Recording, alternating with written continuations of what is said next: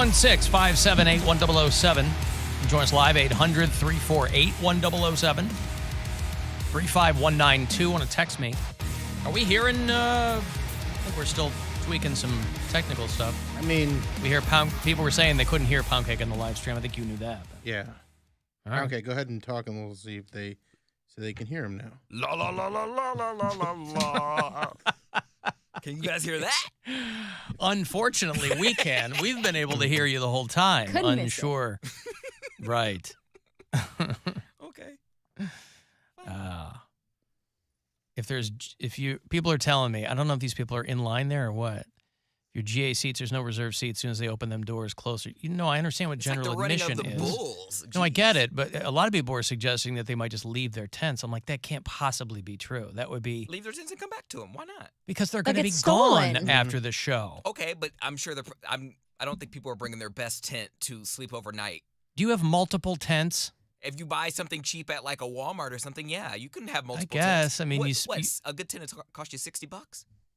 Yeah, I guess. But All you're going to drop $60 and then just leave your tent there? I mean, if you're camping out for a show like this, you're camping out for, what, do you go buy a tent every time you camp out for a show? They factor that into the price. Oh, do they, Poundcake? Yes. Do they factor that in? We this guy. We need money for it, You know what they do is they factor that in. Oh, do they? You get a large slushy, so that's going to be another $60. He should be going through now. All right. Yeah, they factor that into, the whole experience. Anything I need to do over on my side? I think it's all working now. Okay. Here we go. Okay, well, let's say they factor that in. Cut your losses and move on. If someone's still I mean, technically, I bet if you left your tent and didn't go back and get it and nobody took it, that would be littering. Like you could people do it all the time. But they go back to the tent. And you're not Yeah, going to. but what's the elapsed time? I don't know. Yeah, I'm confused more than by a the few whole hours? thing. And I shouldn't be this confused because I'm sure there's a very common. I'm sure I sound like I'm 100 years old now. I haven't seen that in a long time, for one thing. If you're going to a festival, like we watched the Woodstock documentary last night. I watched that too, the 90 Woodstock train wreck, right? A train wreck, Yeah. Oof. Man, that looked like the worst time. Yeah, I was glad I wasn't there. It didn't. I don't know, because by the end of it, I was like, God, that would have been fun. But I don't know. Whatever. We'll get into that later on. There's really like a makeshift nest outside of the Romo Fijo. I drive past it every single day, like on my way back to the highway. What do you mean a makeshift nest? Like it looks like someone took a bunch of sweatshirts from that they just found all over the city, and they just made a mattress out of it. Oh, and, yeah? And then they use like trash bags for blankets, and there's a bunch of, it's a nest. It's not. No, I understand. I'm just saying. It's not a house. It's just a nest. No, I get it. But I would imagine there's a distinction between like a legit homeless person who's camped out somewhere and people waiting for 21 pilots to pull in. Homeless people like, the show is tomorrow night. I mean, that's how dedicated those but fans it's like are. 20,000. It fits 20,000 people in the Romo Fijo. That's plenty. There's not, how many tents were there? It wasn't like a Hooverville out there, was it? What an old-timey reference for him to pull out. Hooverville. I'm just saying. There can't be that. There's not that much space in between that pathway to fit 20,000 people. So 20,000 people aren't camping out. But I understand, but there's probably even on the floor, 200 or 300 that are camping out because they want to be that close. They're that dedicated. There's that many and tents they're going to show up. Like starting tomorrow, that line's going to be around the block. Well, according to Poundcake, they factor all that in. They do. So it's going to be fine. I bet you they got some good weed over there. I'm going to just take a little stroll. I'm telling you, you should. Like when the show's over today. I think we should send them over there with a camera and take a little stroll. Guardians only won one game against the Seattle Mariners, but the Mariners are a very good team. So they lost 4-0 yesterday. They'll take tonight off to lick their wounds, and then they're going to come back home. They're going to play the Baltimore Orioles for 3 games, 6-10 tomorrow. Oh, yeah, it's a short week for us. We're out Thursday and Friday. But tomorrow night and Wednesday are 6-10 Guardians games. So keep that in mind. But they're back here at home, and then Seattle comes back to Cleveland to, I guess, beat the Guardians again. I don't know what they'll do. You know what? I found myself this weekend. We moved my daughter into college. She's a freshman at Michigan State University, which is where my son goes. And but this is the first time, and I've been in Cleveland almost 13 years. Hard to believe. They call that a baker's dozen of years. I found myself, for the first time ever, reflexively and immediately defending Cleveland. It's not that I don't do it. It's that it usually doesn't come up. He's finally one of us. Usually when people will mention Cleveland, they usually mention it, out-of-towners I'm talking about. They usually mention it, and I'm sure you guys have experienced this too, in surprisingly glowing tones. Mm-hmm. They'll go, you know what? Why does everybody give Cleveland a hard time? I went there a couple I years went ago. there. You know what? I go, and my question is always, how long were you there? And they go, we were there about 3 days. I go, yes. A, you can have a great weekend anywhere. Mm-hmm. B, Cleveland has got a hell of a lot more going on than it did when I moved here. Right. And when you guys were growing up, it looked like Thunderdome when I moved here. Mm-hmm. Anyway, so that's usually what it is people who are already complimentary of, we had a lot of fun. It's great. Why does everybody give it a hard time? So we're moving my daughter into her dorm room on Saturday. It was a 21-hour day for me, okay, Ugh. doing this whole thing. I leave Cleveland In at a row? In a row, Oof. Bill. You wouldn't believe this. I leave Cleveland at 5 a.m. I didn't get back till 2 a.m. So, anywho, we're moving her into her dorm room, and her roommate is a friend of hers from kindergarten. They've known each other their whole lives. But I hadn't seen her roommate's parents in a while, and so I'm catching up with them. Hey, how you doing? Whatever. And about halfway through the move-in, the dad goes, where are you now? And because he knows radio, and I move around. And I said, oh, Cleveland. And he goes, man, I had a buddy who bought a couple of pit bulls and had to go to Cleveland. And he said, that place is a crap hole. And I go, well, actually, I went right into it. Yeah. I go, well, actually, because I was like, well, I couldn't ask him where did the guy go because he didn't know where the guy went. Right. He's probably on the east side or something. But he was picking up a couple of pit bulls. He wasn't doing that in Gates Mills. Right. So I go, well, yeah, every city's got their problems. I went right into it. Mm-hmm. I couldn't believe I was like standing outside my body. I Yeah. couldn't believe I was doing it. Good for you, man. How's it feel? It felt pretty good. There you go. Felt fine. Next thing you know, you're going to be eating pierogies with your hands at the beach. I will not do that. Yeah, then One you're a of real us. Clevelander. Pierogies in my One life of us. predate Cleveland. Do you get the My wife statues now? likes Do you get them. how important the statues are to Does it us? make sense? No. You crying at the West Side Market Still yet? stupid. Those dumb traffic You statue. wear a Browns jersey to a wedding? I love how Alan's like, guys, I feel like I'm a part of the community. And me and Bill reflexively are like, you are not. You've never. No, I'm not. When's the last time you set something on fire in public? All Listen, right? I've been part of this community for a dozen years. What I'm saying is that I basically work all the time and then go home. Yeah. So it's not like that's why downtown I'm surprising myself by how happy I am that we're downtown. Walk around and see buildings. Because before I was working and then going home, but between to Independence. Yeah. Right. Right? Right. So, but yeah, it was funny because I was like, well, you go anywhere, I got Yeah. a problem. There's going to be some neighborhoods that aren't that great, Yeah, but if you but it's get a lot better downtown, than, you wow, know, come the on, we food just moved. scene It's is great. amazing. Oh, Yeah, chefs, yeah. world class, Yeah. Playhouse Square. Come Sure, on. Williams is going to put in a big old thing. Sure, Rock and Roll Whole Hall of Fame. campus, right? Oh, come on, Cleveland Browns. Hey, Brandon.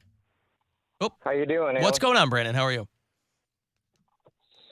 Pretty good, pretty good. So about the 21 Pilots, TOP, Columbus, we all are 21 Pilots. I've been to about 3 or 4 of their concerts. Oh, good And for you. Very epic, right?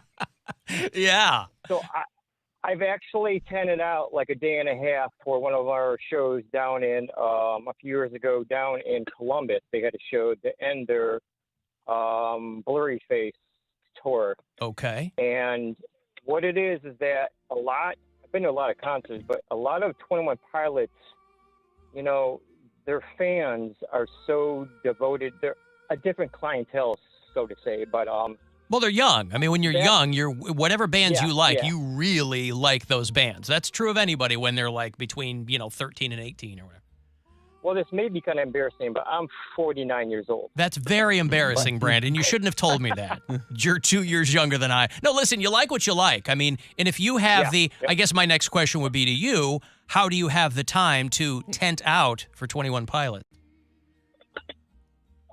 You devote the time. They give you well in advance, so you take a couple of days off. I got you. I'm sure Okay. what it is. So. Right. And they're from the OHIO, and that's what I love about them. But other than that, I love their music. I love their message, and the devoted fan. And but basically, when I did camp out, I was with myself and one other person.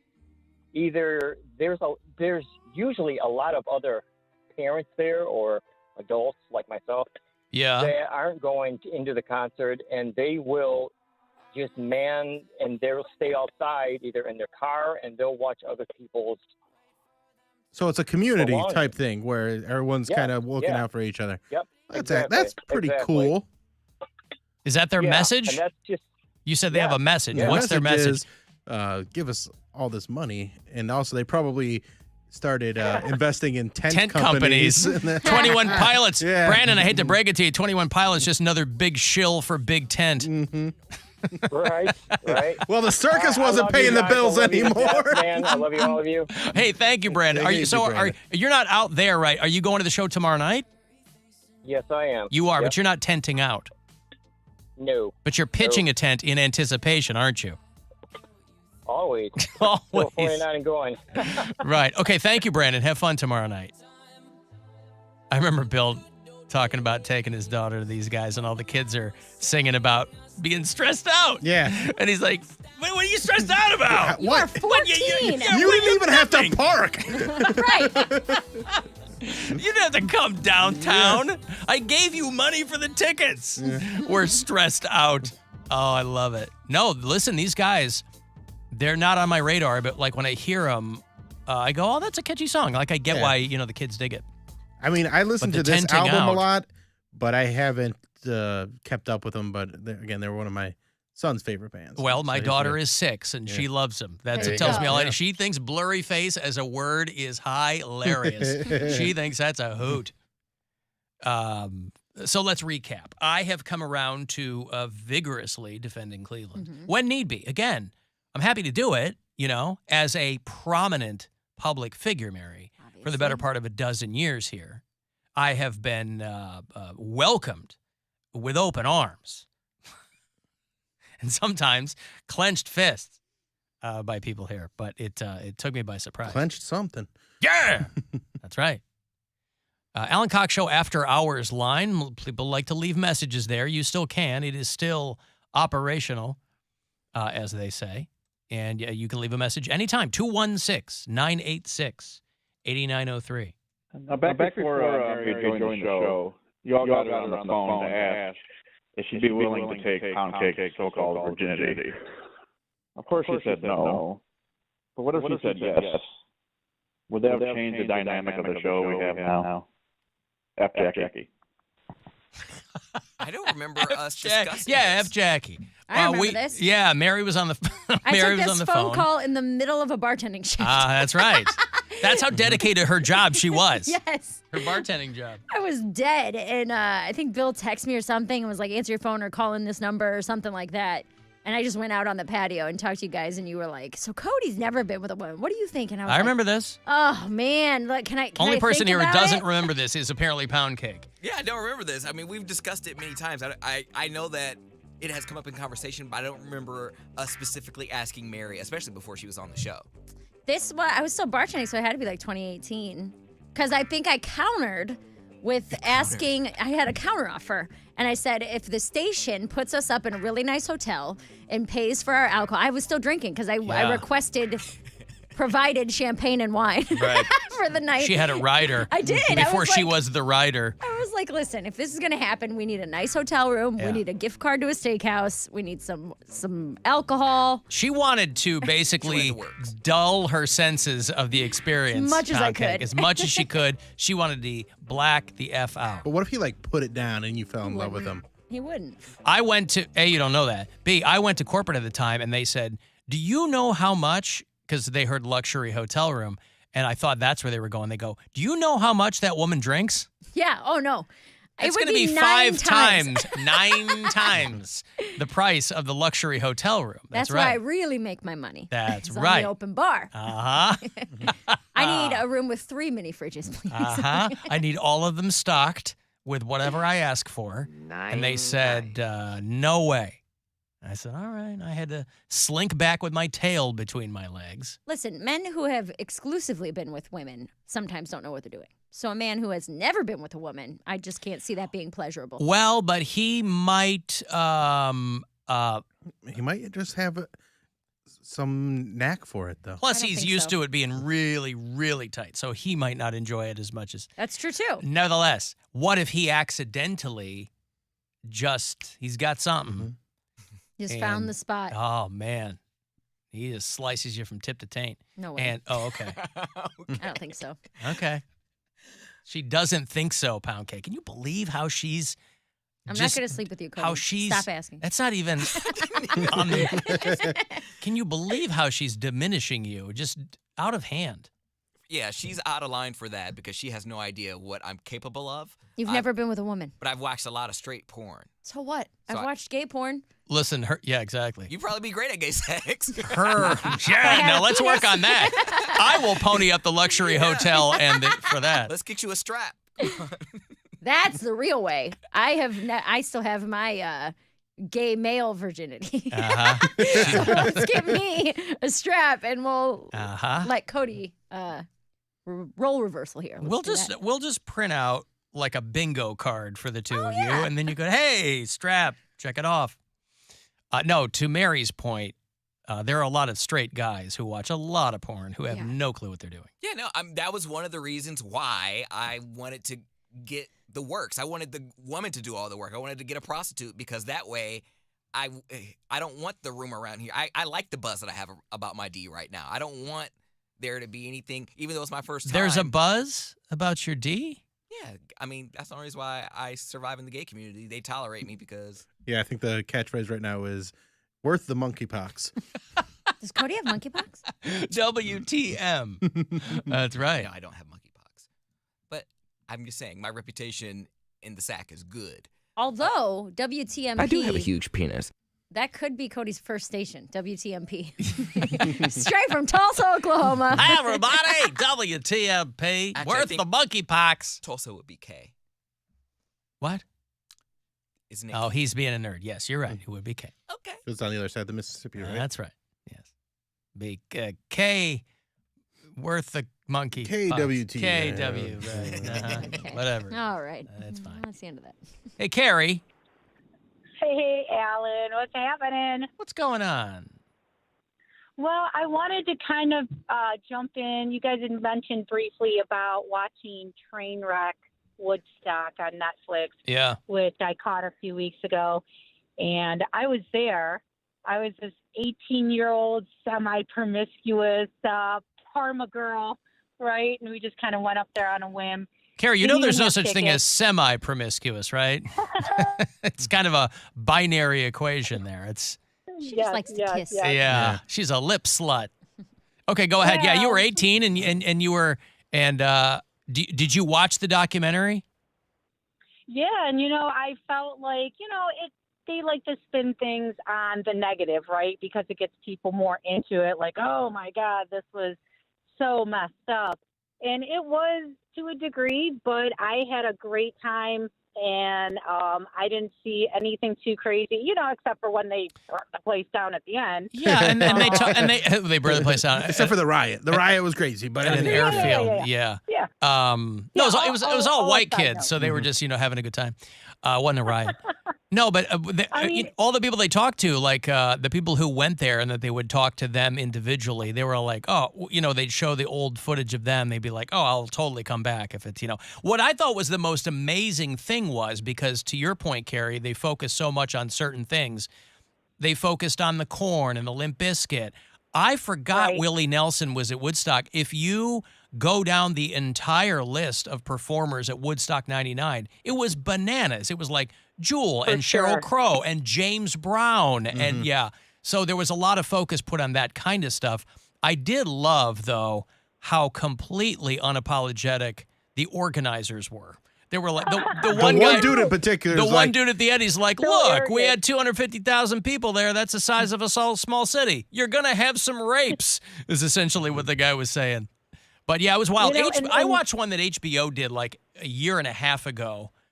So I was kind of confused why they were doing another one on Netflix, but it's all very entertaining. The one on Yeah, I was getting riled up. My 18-year-old self was like, "Oh my God, I remember this."